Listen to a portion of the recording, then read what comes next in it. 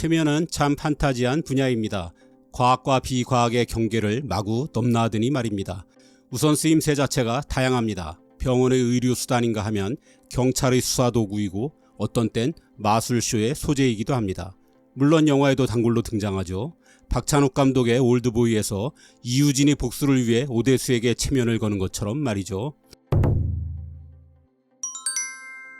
근대의 체면은 18세기의 사이비 의술로부터 시작되었습니다. 독일의 의사 프란츠 안톤 메스머에겐 심한 경련과 구토에 시달리던 환자가 한 명 있었습니다. 메스머는 환자에게 철이 든 용액을 먹이고 자석으로 온몸을 짚으며 증상을 관찰했습니다. 환자는 몸 안에서 어떤 에너지가 요동치는 것을 느끼면서 발작 증세를 보였습니다. 그런데 도대체 어떤 이유에서인지 환자는 기적적으로 건강을 회복했습니다.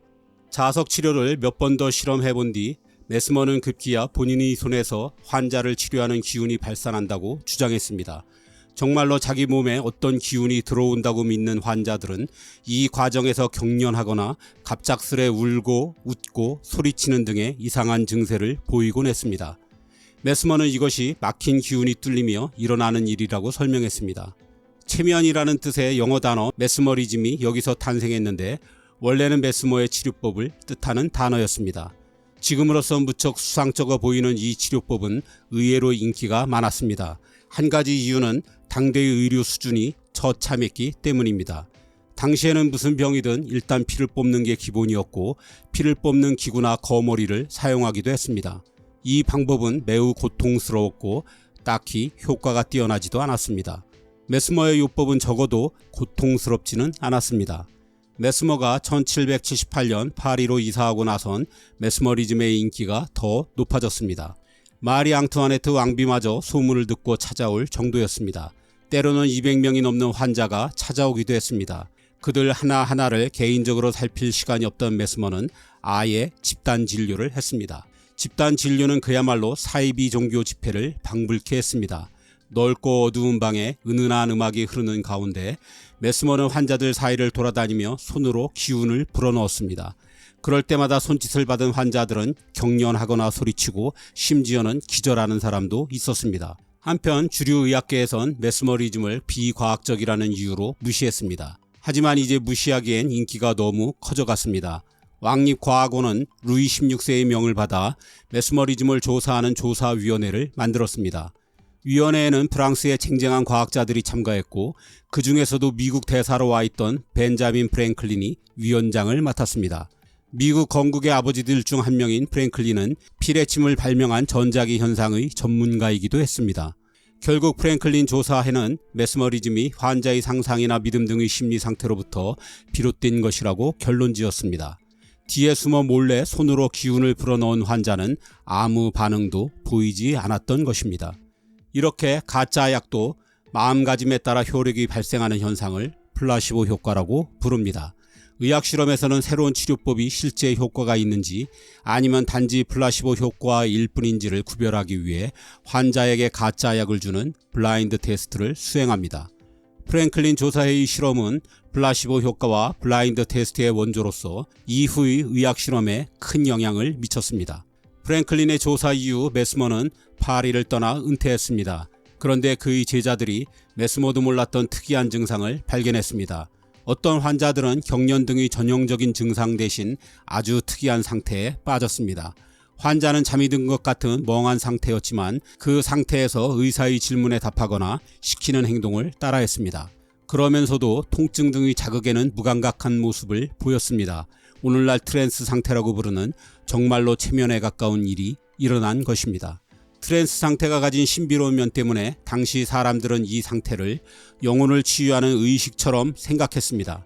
이런 관점은 19세기 초반 영국에서 특히 유행했고 메스머리즘은 의사들이 아닌 민간 치료법이 되었습니다.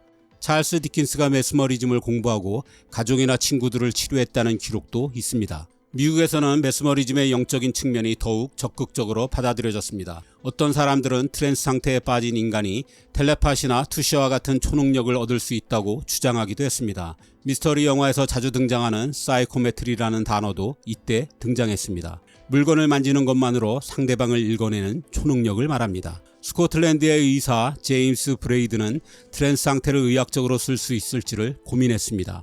트랜스 상태에 빠진 사람은 고통에 무감각해지는 경향을 보이는데 이것이 마취제를 대체할 수 있지 않을까 생각한 것입니다. 그가 활동한 19세기 중반에는 클로로포름과 같은 화학적 마취제가 막 발명되었는데 워낙 유독한 물질이라 마취 도중 환자가 사망하는 사고가 많았기 때문입니다. 그는 환자가 한 곳을 계속해서 응시할 때 트랜스 상태에 빠지기 좋다는 사실을 발견했습니다.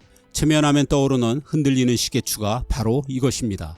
그와 몇몇 의사들은 체면을 실제로 수술의 마취제 대용으로 사용하는데 성공하기도 했습니다. 한편 브레이드는 메스머리즘이라는 단어가 가지는 오컬트 혹은 미신적인 이미지를 경계해서 히프노시스라는 새 단어를 만들었습니다. 그리스 신화의 잠의 신에서 이름을 따온 것이죠. 이는 지금까지도 메스머리즘과 함께 체면을 뜻하는 단어로 사용되고 있습니다. 트랜스 상태의 신비로움을 대중 앞에 보여주는 쇼도 생겨났습니다. 주로 마술에서 자원자를 트랜스 상태로 이끈 뒤 마음대로 조종하거나 환각을 보게 하는 등의 쇼를 시연한 것입니다. 이런 무대 체면 쇼는 19세기 후반에 크게 유행해서 유럽과 미국에서 흔히 볼 수 있었습니다.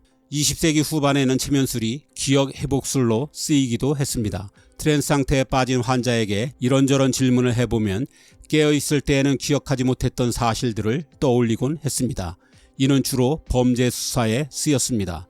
1968년 미국에서는 기억 상실을 겪던 성폭행 피해자가 체면으로 기억을 회복해 증언한 것이 법정에서 인정받기도 했습니다. 그런데 문제는 되살아난 기억이 진짜라는 보장이 없다는 것이었습니다. 체면을 통해 얻은 증언이 실제와 다른 경우가 종종 발생했기 때문이죠. 체면 치료를 받은 이들이 어릴 적 부모에게 성적인 학대를 당했다거나 외계인에게 납치를 당한 적이 있다는 주장도 꽤 있었습니다. 이들은 되살아난 기억에 강한 확신을 가졌지만 주장을 뒷받칠 만한 증거는 없었습니다. 1990년대 과학자들의 연구 끝에 체면이 가짜 기억을 만들 수 있다는 사실이 밝혀지면서 체면 수사는 거의 사라졌습니다. 그래서 오늘날 체면을 통한 수사는 법적인 효력을 갖지 못합니다. 다만 체면은 지금도 범인의 몽타주를 그리거나 뺑소니 차량의 번호판을 기억해내는 데에 적지 않은 도움이 되고 있습니다. 체면에 대한 오랜 역사에도 불구하고 아직 체면 과정에 대해서는 많은 부분이 알려져 있지 않습니다. 다만 확실한 것은 체면은 수면 상태가 아니라는 것입니다. 이는 뇌파 측정으로 알 수 있는데 체면은 뭔가에 몰입해 다른 상황을 인식하지 못하는 상태입니다. 스마트폰에 빠져 차가우는지도 모르는 경우와 비슷한 거죠. 이 말은 자신이 원하지 않으면 체면에 안 걸릴 수 있으며 체면 상태라도 밝히고 싶지 않은 비밀은 말하지 않을 수 있다는 뜻입니다.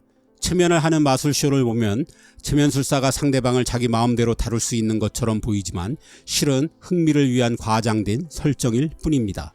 올드보이에서의 체면도 마찬가지입니다. 이런 마술쇼와 영화 때문에 많은 사람들이 나도 모르는 사이에 체면에 걸려 꼭두각시처럼 조종당할지 모른다는 걱정을 하기도 합니다. 하지만 전문가들에 의하면 이런 체면은 불가능하다고 합니다. 아무리 숙련된 체면술사라 하더라도 이를 받아들이겠다는 자발적인 의지가 없는 사람에겐 체면을 거는 것 자체가 불가능하다는 거죠. 이런 걸 볼 때마다 인체의 신비는, 특히 뇌의 신비는 참 무궁무진하다는 생각이 듭니다.